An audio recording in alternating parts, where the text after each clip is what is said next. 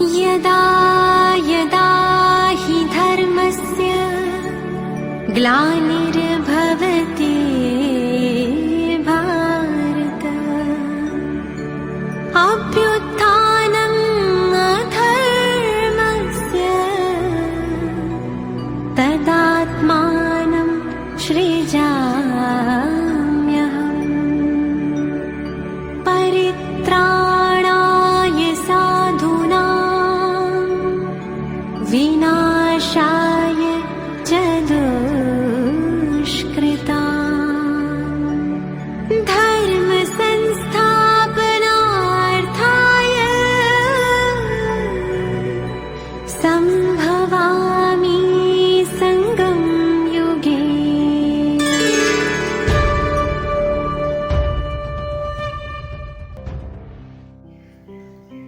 ஓம் சாந்தி. அவ்யக்த முரளி தேதி ஜூன் 9, 1969. சுஸ்திகா மீட்டா ரூப் ஆலசிய. சோம்பலின் இனிமையான ரூபம் அலட்சியம். சபி வியக்த மே ஹோத்தே அவ்யக்த ஸ்திதி மே ஹோ. அனைவரும் சாகாரத்தில் வியக்தத்தில் இருந்தாலும் அவ்யக்த ஸ்திதியில் இருக்கீங்களா? अव्यक्त स्थिति किसको कहते हैं, उसकी पहचान है. अव्यक्त स्थितिன்னு எதற்கு சொல்லப்படுது அதை தெரிஞ்சிருக்கீங்களா? पहले है अव्यक्त स्थिति की पहचान और पहचान के बाद फिर है परख. முதல்ல அவ்யக்த ஸ்திதி அப்படின்னா என்னன்றதை தெரிஞ்சுக்கணும், அதுக்கப்புறம் அதை கண்டறியணும். तो इन दोनों बातों का ज्ञान है. ஆக இந்த ரெண்டு விஷயத்தின் ஞானம் இருக்கா, அவ்யக்த ஸ்திதியை பற்றிய ஞானம், அப்புறம் அந்த அவ்யக்த ஸ்திதியை கண்டறிதல், இது ரெண்டுத்தினுடைய ஞானம் இருக்கா? அவ்யக்த ஸ்திதி கிஸ்கோ கஹத்தே ஹை. அவ்யக்த ஸ்திதின்னு எதுக்கு சொல்லப்படுது? வியக்த க பாவ் நா ரஹே, இந்த சாக்கார உணர்வே இருக்கக்கூடாது, அதுக்கு தான் அவ்யக்த நிலைன்னு சொல்லப்படுதுன்னு பாபாவுக்கு குழந்தைங்க பதில் சொல்கிறாங்க. व्यक्त में कार्य करते हुए भी व्यक्त का भाव कैसे नहीं रहेगा. பாபா கேட்குறாரு, சாகாரத்தில் காரியம் செய்து கொண்டே சாகார உணர்வு, சரீர உணர்வு எப்படி இல்லாமல் இருக்கும்? व्यक्त में होते हुए अव्यक्त स्थिति रहे, यह कितना अनुभव होता है? आज यह सभी से पूछना है. व्यक्तத்தில் இருந்தவாறே அவ்யக்த ஸ்திதியில் இருக்கணும், இது எந்தளவு அனுபவம் ஆகுது, இது எல்லார்கிட்டையும் கேட்கணுன்றார் இன்னைக்கு. अव्यक्त स्थिति में ज़्यादा से ज़्यादा कितना समय रहते हो. अव्यक्त स्थितिயில் அதிகத்திலும் அதிகமாக எவ்வளோ நேரம் இருக்கீங்க? ज़्यादा में ज़्यादा कितना समय होना चाहिए मालूम है. அதிகத்திலும் அதிகமாக எவ்வளோ நேரம் அவ்யக்த ஸ்திதியில் இருக்கணும் அது தெரியுமா? 8 घंटा, எல்லாரும் 8 மணி நேரம்னு சொல்கிறாங்க. संपूर्ण स्टेज के हिसाब से तो 8 घंटा भी கம் சே கம் ஹே. பாபா சொல்கிறாரு, சம்பூர்ண நிலையை வச்சு பார்க்கும்போது இந்த 8 மணி நேரம்ன்றது ரொம்ப குறைவு. आपके वर्तमान पुरुषार्थ के हिसाब से 8 घंटा ज़्यादा है. பாபா கேட்குறாரு, நீங்கள் புருஷார்த்தம் செய்யக்கூடிய இப்போதைய நிலைமையை வச்சு பார்க்கும்போது 8 மணி நேரம் உங்களுக்கு அதிகமாக தெரியுதா? कोई ने भी हाथ नहीं उठाया, யாருமே கை தூக்கல. अच्छा, जो 6 घंटे तक पहुँचे ही वो हाथ उठाए. யார் 6 மணி நேரம் வரைக்கும் நான் அவ்யக்த ஸ்திதியில் என்னால் நினச்சிருக்க முடியுது அப்படின்னு சொல்கிறவங்க கை தூக்குங்க. कोई नहीं उठाया, யாருமே கை தூக்கல. कोई ने 4 घंटे में, कोई ने 2 घंटे में हाथ उठाया. நல்லது, 4 மணி நேரம் வரைக்கும் நான் அவ்யக்த ஸ்திதியில் இருக்கேன் அப்படின்றவங்க கை தூக்குங்க. சிலர் 4 மணி நேரத்துக்கு, சிலர் 2 மணி நேரத்துக்கு கை தூக்குனாங்க. उस रिजल्ट के हिसाब से कितना समय पुरुषार्थ का चाहिए. இப்போ 2 மணி நேரம் இருக்கும், 4 மணி நேரம் இருக்கும் அப்படின்னா அதை வச்சு பார்க்கும்போது இன்னும் எவ்வளோ காலம் வேணும் புருஷார்த்தத்துக்காக? कोर्स भी पूरा हो गया, रिवाइज कोर्स भी हो रहा है, फिर भी मेजॉरिटी की रिजल्ट, इसका क्या कारण है? கோர்ஸும் முடிஞ்சிடுச்சு, இப்போ ரிவைஸ் கோர்ஸ் நடந்துட்டு இருக்குது, பிறகும் கூட அதிகபட்சமானவருடைய ரிசல்ட் இப்படி இருக்குது அப்படின்னா இதற்கான காரணம் என்ன? या तो अटेंशन सभी रहते हैं कि लायक बने, नज़दीक आए, फिर भी मुख्य कौन सा अटेंशन कम है जिस कारण अव्यक्त स्थिति कम रहती है? இந்த கவனமும் வைக்கிறீங்க, நம்ம தகுதியை அடையணும், அருகாமையில் வரணும் அப்படின்னு கவனம் வச்சுருக்கீங்க, அட்டென்ஷன் வைக்கிறீங்க. இருந்தும் கூட அவ்வியக்த ஸ்திதியில் குறைவு ஏற்படும்படியான அளவுக்கு எந்த ஒரு விஷயத்தில் கவனக்குறைவு இருக்குது? சபி புருஷாதி யஹா பைட்டே ஹோ, எல்லாருமே முயற்சியாளர்கள் தான் இங்கே உட்காந்துருக்கீங்க. ऐसे कोई होगा जो कहे मैं पुरुषार्थी नहीं हूँ, நான் புருஷார்த்தியே கிடையாது, முயற்சியாளரே கிடையாது அப்படின்றவங்க யாராவது இருக்கீங்களா? புருஷார்த்தி होते हुए भी कमी क्यों? முயற்சியாளராக இருக்கீங்க, இருந்தாலும் ஏன் குறைவாக இருக்கு? காரணம் क्या है? அதற்கான காரணம் என்ன? अंतर्मुख रहना चाहते हुए भी क्यों नहीं रह सकते हो? உள்நோக்கு முகமுடையவராக இருக்கணும்னு விரும்புகிறீங்க, ஆனாலும் கூட ஏன் இருக்க முடியறதில்ல? பாகர் முக்தா மேம क्यों आ जाते हो? வெளிநோக்கு முகமுடையவராக ஏன் வந்துடுறீங்க? ज्ञानी तो आत्मा भी तो सभी बने हैं, ज्ञानी तो आत्मा समझदार बनते हुए फिर बेसमझ क्यों बन जाते हो? ஞானம் நிறைந்த ஆத்மாவாகவோ எல்லாருமே ஆயிருக்கீங்க, ஞானம் நிறைந்த ஆத்மாக்கள் புத்திசாலியான ஆத்மாக்களாக இருந்தும் கூட ஏன் முட்டாளாக ஆயிடுறீங்க? சமஜ் तो मिली है, அறிவோ கிடைச்சிருக்கு, சமஜ் का கோர்ஸ் भी पूरा हो चुका है, இந்த அறிவை பெறத்துக்கான கோர்ஸ் கூட முடிச்சிட்டீங்க. கோர்ஸ் பூரா हुआ गोया समझदार बन ही गए. கோர்ஸ் முடிஞ்சிச்சு அப்படின்னா புத்திசாலி ஆயிட்டீங்கன்னு அர்த்தம். फिर भी बेसमझ क्यों बनते हो? ஆனாலும் கூட அறிவற்றவர்களாக முட்டாள்களாக ஏன் ஆகுறீங்க? मुख्य कारण यह देखा जाता है कोई कोई में अलबेलेपन आ गया है. முக்கியமான காரணமாக என்ன தெரிய வந்ததுன்னா சிலரிடம் அலட்சியம் வந்துடுது. जिसको सुस्ती कहते हैं तथा சோம்பேறித்தனம்னு சொல்லப்படுது.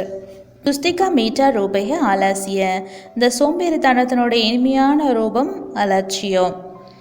आलस्य भी कई प्रकार का होता है. இந்த சோம்பேறித்தனம் கூட பலவிதமாக இருக்குது. तो मेजॉरिटी में किस न किस रूप में आलस्य और अलबेलेपन आ गया है. அதிகபட்சமானவர்கிட்ட ஏதாவது ஒரு ரூபத்தில் இந்த சோம்பேறித்தனமும் அலட்சியமும் வந்துடுது. इच्छा भी है, पुरुषार्थ भी है, लेकिन अलबेलेपन होने कारण जिस तरह से पुरुषार्थ करना चाहिए वह नहीं कर पाते हैं. இச்சையும் இருக்குது, முயற்சியும் இருக்குது, ஆனால் அலட்சியம் இருக்கிறதுனால எந்த மாதிரி முயற்சி செய்யணுமோ அந்த மாதிரி அவங்களால முயற்சி செய்ய முடியறதில்லை. बुद्धि में वह ज़्यादा ज्ञान आ जाता है तो उससे फिर ज़्यादा अलबेलेपन हो जाता है. புத்தியில் அதிகமாக ஞானம் வந்துடுதுன்னா அந்த ஞானத்தினால அதிக அலட்சியமுடையவர்களாகவும் ஆயிடுறாங்க. जो अपने को कम समझदार समझते हैं वे फिर भी तीव्र पुरुषार्थ कर रहे हैं, लेकिन जो अपने को ज़्यादा समझदार समझते हैं वे ज़्यादा अलबेलेपन में आ गए हैं. யார் தன்னை அறிவில் குறைவாக நினைக்கிறாங்களோ அவங்க தீவிர முயற்சி செஞ்சிட்ருக்காங்க. ஆனால் யார் தன்னை ரொம்ப புத்திசாலிகள் அதிபுத்திசாலிகள்னு நினைக்கிறாங்களோ அதிகமாக அலட்சியத்தில் வந்துடுறாங்க. जैसे पहले पहले पुरुषार्थ की तड़पन थी, ऐसे बनकर दिखाएंगे, यह करके दिखाएंगे, अभी वह तड़पन खत्म हो गई है. எப்படி ஆரம்பத்தில் முதல்ல முயற்சியில் அவ்வளோ துடிப்பு இருந்தது இல்லையா, நான் அந்த மாதிரி ஆகி காமிப்பேன், இதை செஞ்சு காமிப்பேன், அந்த துடிப்பு முடிஞ்சு போச்சு. तृप्त हो गए हैं, तृप्ति आएटांग, अपने आप से तृप्त हो गए हैं. ज्ञान तो समझ लिया, सर्विस तो कर ही रहे हैं, चल ही रहे हैं. यह तृप्त आत्मा इस रूप से नहीं बनना है. தனக்குத்தானே திருப்தி ஆகிடுறாங்க. ஞானமோ புரிஞ்சிருச்சு, சேவையோ செஞ்சிட்ருக்குறோம், எல்லாம் நல்லா நடந்துகிட்ருக்குது, இந்த மாதிரியான திருப்தியான ஆத்மாவாக இந்த ரூபத்தில் ஆகக்கூடாது. புருஷார்த்தமே தடப் होनी चाहिए, புருஷார்த்தத்தில் துடிப்பு இருக்கணும். जैसे बांधलिया तड़पती है तो पुरुषार्थ भी तीव्र करती है, और जो बांधेली नहीं वह तृप्त होती है तो अलबेले हो जाते हैं. எப்படி பந்தனத்தில் இருக்கக்கூடியவங்க துடிக்கிறாங்க, அதனால முயற்சியும் தீவிரமாக செய்கிறாங்க. நான் யார் பந்தனத்தில் இல்லையோ அவங்க திருப்தி அடைஞ்சிடுறாங்க, அலட்சியமாகவும் ஆயிடுறாங்க. ऐसे रिजल्ट मेजॉरिटी पुरुषार्थियों के देखने में आती है. இந்த மாதிரியான ரிசல்ட் தான் அதிகபட்சமாக முயற்சியாளர்கள் கிட்ட தெரிய வந்தது. हमेशा समझो कि हम नंबर 1 पुरुषार्थी बन रहे हैं, बन नहीं गए. எப்போவுமே நம்ம நம்பர் 1 புருஷார்த்தியாக ஆயிட்டுருக்கோம், அப்படின்னு புரிஞ்சுக்கோங்க, ஆயிட்டோன்னு நினைக்காதீங்க. तीनों कालों का ज्ञान बुद्धि में आने से अपने को ज़्यादा समझदार समझते हैं. 3 காலத்தினுடைய ஞானம் புத்தியில் வந்துடுறதுனால தன்னை ரொம்ப புத்திசாலிகள்னு நினைக்கிறாங்க. पहले भी सुनाया था ना, जहाँ बालक बनना चाहिए वहाँ मालिक बन जाते हो, जहाँ मालिक बनना चाहिए वहाँ बालक बन जाते हो. பாபா முதல்லையே ஒரு முரளியில் சொன்னார் இல்லையா, எங்கே வந்து குழந்தையாக ஆகணுமோ அங்கே எஜமானர் ஆயிடுறாங்க, எங்கே எஜமானர் தன்மையில் இருக்கணுமோ அங்கே குழந்தையாக ஆயிடுறாங்க. तो अभी बच्चे रूप का मीठा मीठा पुरुषार्थ तो कर रहे हो, राज्य के अधिकारी तो बन गए, तिलक भी आ गया, लेकिन यह ढीला और मीठा पुरुषार्थ अभी नहीं चल सकेगा. நீங்கள் குழந்தை ரூபத்தில் இனிமேலும் இனிமையான முயற்சியும் செஞ்சிட்ருக்கீங்க, ராஜ்யத்துக்கு அதிகாரியாகவும் ஆயிட்டீங்க, திலகமும் வந்தாச்சு. ஆனால் இந்த மாதிரி தளர்வான இனிமையான புருஷார்த்தம் போதாதுன்றார். जितना शक्ति रूप में मस्तित होंगे तो पुरुषार्थ भी शक्तिशाली होगा. எந்த அளவு சக்தி ரூபத்தில் நிலச்சிருப்பீங்களோ அந்த அளவு புருஷார்த்தம் கூட சக்திசாலியாக இருக்கும். அபி புருஷார்த்த சக்திசாலி நஹி ஹே, டீலா டீலா ஹே. இப்போ முயற்சி சக்திசாலியாக இல்லை, தளர்வாக இருக்குன்றார், மந்தமாக இருக்குது. पुरुषार्थी तो सभी है, लेकिन पुरुषार्थ शक्तिशाली जो होना चाहिए वह शक्ति पुरुषार्थ में नहीं भरी है. எல்லாருமே முயற்சியாளர்களாக தான் இருக்கீங்க, ஆனால் சக்திசாலியான புருஷார்த்தம் செய்யணும், அந்த சக்தி இப்போ முயற்சியில் நிரம்பலன்றார். सवेरे उठते ही पुरुषार्थ में शक्ति भरने की कोई ना कोई பாயிண்ட்ஸ் सामने रखो. அதிகாலையில் எழுந்த உடனே முயற்சியை சக்திசாலியாக ஆக்கிறதுக்கான ஏதாவது ஒரு பாயிண்ட்ஸை முன்னாடி வைங்க. अमृत वेले जैसे रोरोहान करते हो वैसे ही अपने पुरुषार्थ को शक्तिशाली बनाने के लिए भी कोई ना कोई पॉइंट विशेष रूप से बुद्धि में याद रखो. எப்படி அமிர்த வேலையில் ஆன்மீக சம்பாஷணை பண்ணுறீங்க, அதே மாதிரியே தன்னுடைய முயற்சியை சக்திசாலியாக ஆக்குவதற்காக ஏதாவது ஒரு பாயிண்ட்டை விசேஷமாக புத்தியில் வச்சுக்கோங்க. अभी विशेष पुरुषार्थ करने की आवश्यकता है. இப்போ விசேஷமாக முயற்சி செய்வதற்கான அவசியம் இருக்குது. சாதாரண पुरुषार्थ करने के दिन अभी बीत रहे हैं. இப்போ சாதாரண முயற்சி செய்யக்கூடிய காலம் முடிஞ்சிட்ருக்குது. जैसे विशेष फंक्शन आदि के प्रोग्राम रखते हो ना, वैसे अब यही समझना कि समय थोड़ा है.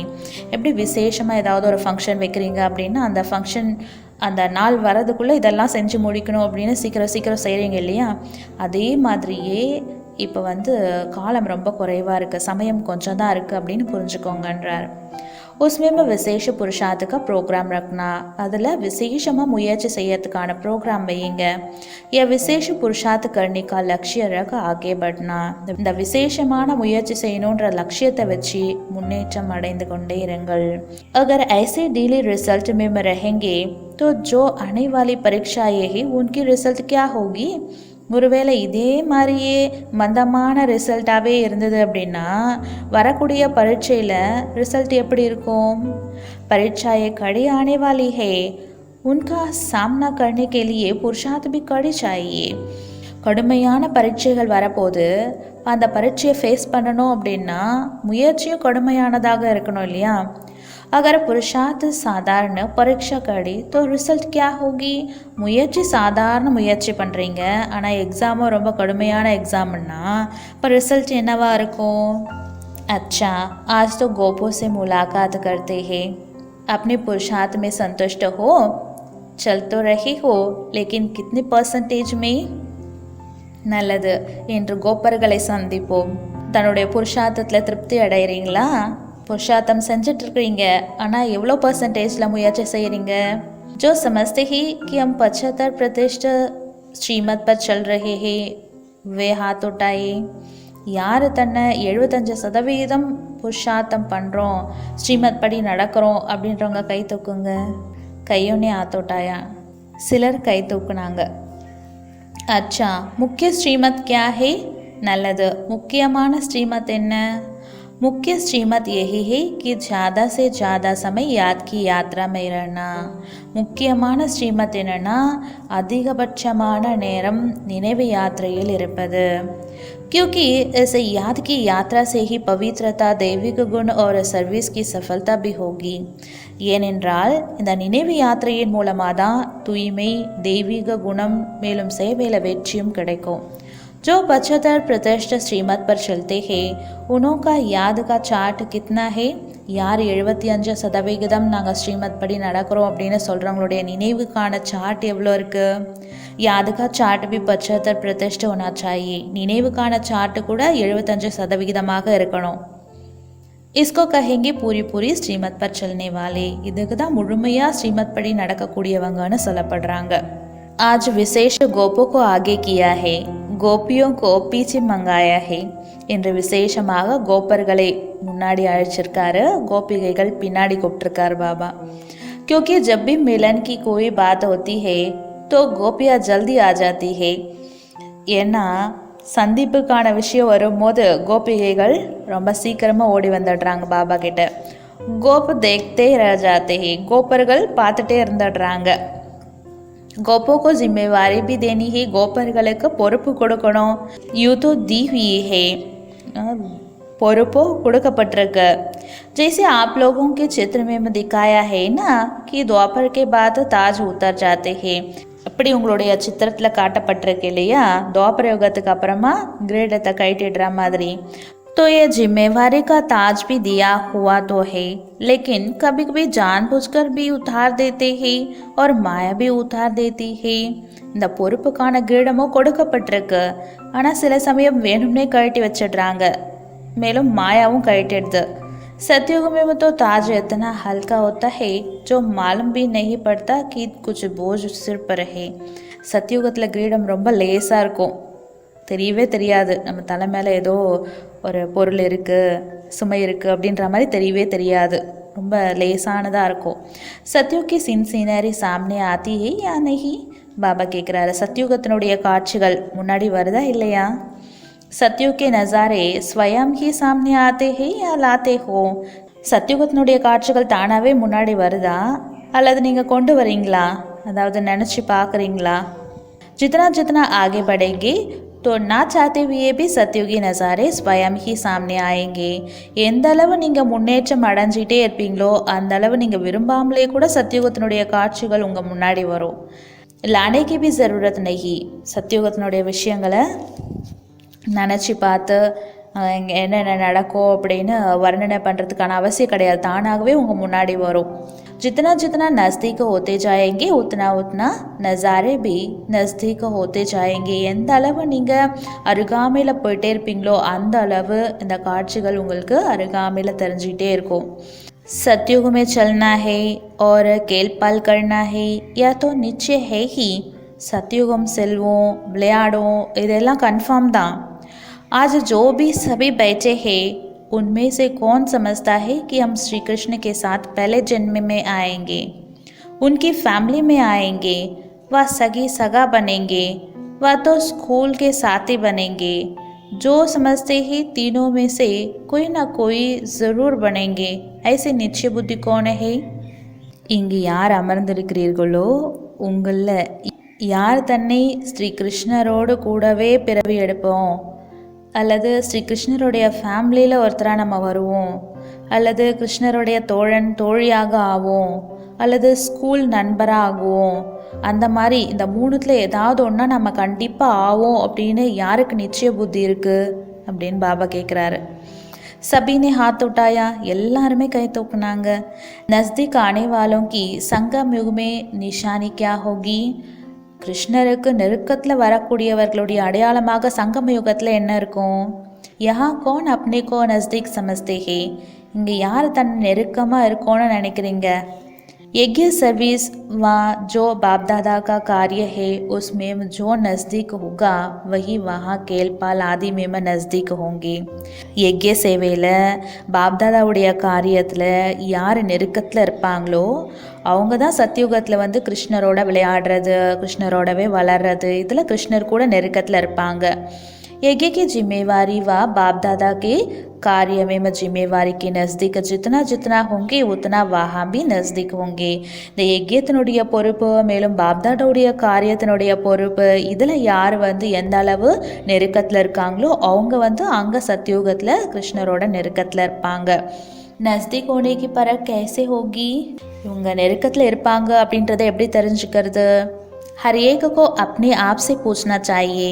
जितनी बुद्धि, जितना तन मन धन और जितना समय लौकिक जिम्मेवारियों में देते हैं उतना ही इस तरफ देते हैं. ஒவ்வொருத்தருமே தன்னைத்தான் கேட்கணும். எந்த அளவு புத்தி, எந்த அளவு உடல் மனம் பொருள், எந்த அளவு சமயத்தை லௌகீக பொறுப்பில் நம்ம கொடுக்குறோமோ அந்த அளவு அலௌகிகத்தின் பக்கம் கொடுக்குறோமா? इस तरफ ज़्यादा देना चाहिए. अलौकिकத்தின் பக்கம் அதிகமாக கொடுக்கணும். अगर ज़्यादा नहीं तो उसका वजन एक जैसा है. ஒருவேளை அதிகமாக இல்லைன்னா கூட, அதாவது அலௌகிகத்தின் பக்கம் அதிகமாக நீங்கள் கொடுக்கல அப்படின்னா கூட சமமாக இருக்கா அப்படின்னு பாபா கேட்குறாரு. अगर दोनों तरफ का एक जितना है तो भी नज़दीक गिना जाएगा. ஒருவேளை ரெண்டு பக்கமும் சமமாக இருக்குது, ஒரே மாதிரியே இருக்குன்னா கூட இவங்க நெருக்கத்தில் வருவாங்கன்னு கணக்கெடுக்கப்படுவாங்க. इस हिसाब से अपने को परखना है. இதை வச்சு தன்னை கண்டறிஞ்சுக்கோங்கன்றார். अभी तक रिजल्ट में लौकिक जिम्मेवारियों का बोझ ज़्यादा देखने में आता है. பாபா ரிசல்ட் சொல்கிறாரு. இப்போ வரைக்கும் லௌகீக பொறுப்பின் பக்கம் தான் இந்த தராசனுடைய தட்டு ரொம்ப அதிக சுமை உடையதாக தெரிய வருது. खास मुख्य गोपों को यह बातें ज़रूर ध्यान में रखनी चाहिए कि आज का दिन जो बीता कितना समय लौकिक जिम्मेवारी तरफ दिया और कितना समय अलौकिक व परलौकिक जिम्मेवारी तरफ दिया, कितना मददगार बने. குறிப்பாக கோப்பர்கள் இந்த விஷயத்தில் கவனம் கொடுக்கணும். இன்றைய நாள் கழிஞ்சது இல்லையா, இதில் லௌகீகத்தின் பக்கம், லௌகீக பொறுப்பின் பக்கம் எவ்வளோ நம்ம சமயம் கொடுத்தோம், மேலும் அலௌகீக பரலௌகீக பொறுப்பின் பக்கம் எவ்வளோ நேரம் கொடுத்தோம், எவ்வளோ உதவியாளர்களாக ஆனோம் அப்படின்னு பார்க்கணும். या चेकिंग करते रहेंगे तो पता पड़ेगा कि कौन सा तरफ காலி है. இதை சோதனை பண்ணிகிட்டே இருந்தீங்கன்னா அப்போ தெரிய வரும் எந்த பக்கம் காலியாக இருக்குது அப்படின்னு. सभी प्रकार की परिस्थितियों में रहते हुए भी कम से कम दोनों तरफ एक जितना ज़रूर होना चाहिए, कम नहीं. பலவிதமான சூழ்நிலைகளில் இருந்தாலும் கூட குறைஞ்சது ரெண்டு பக்கமும் சமமாகவாது இருக்கணும், ஒரே மாதிரியாகவாது இருக்கணும். கண்டிப்பாக கம்மியாக இருக்கக்கூடாது.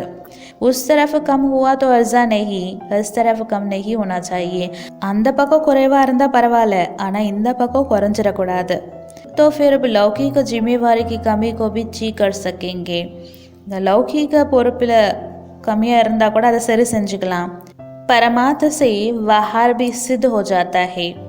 பரமாத்மா காரியத்தில் ஈடுபட்டீங்க அப்படின்னா லௌகிக காரியம் கூட வெற்றி அடைஞ்சிரும். कोई कहते हैं पहले बाहर को ठीक कर परमात्मा में लगे.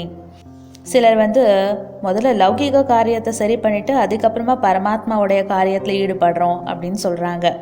ठीक नहीं, இது சரியில்லைன்றார். तो यह खास ध्यान रखना है. அதனால் இதை குறிப்பாக கவனத்தில் வச்சுக்கணும். खास गोपों में बाप दादा की उम्मीद है.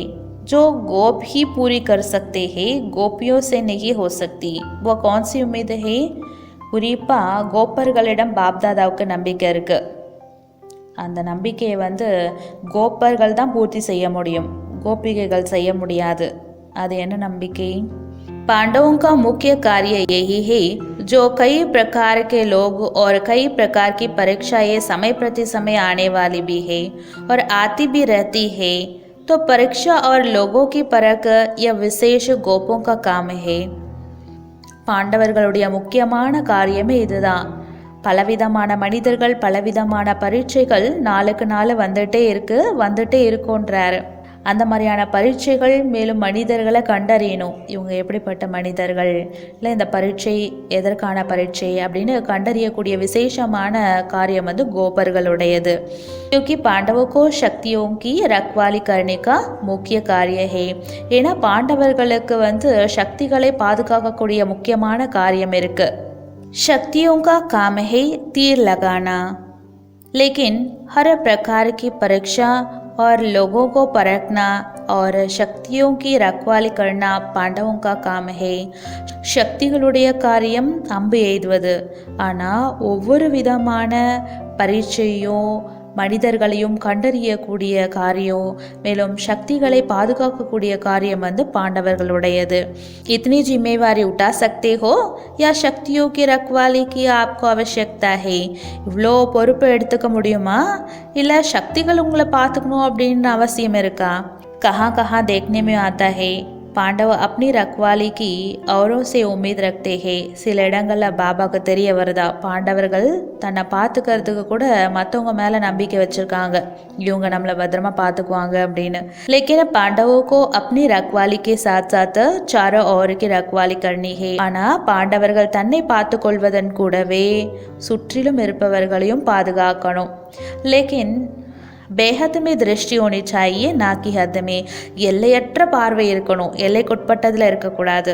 अगर अपनी ही रखवाली नहीं करेंगे तो फिर औरों की मुश्किल हो जाएगी.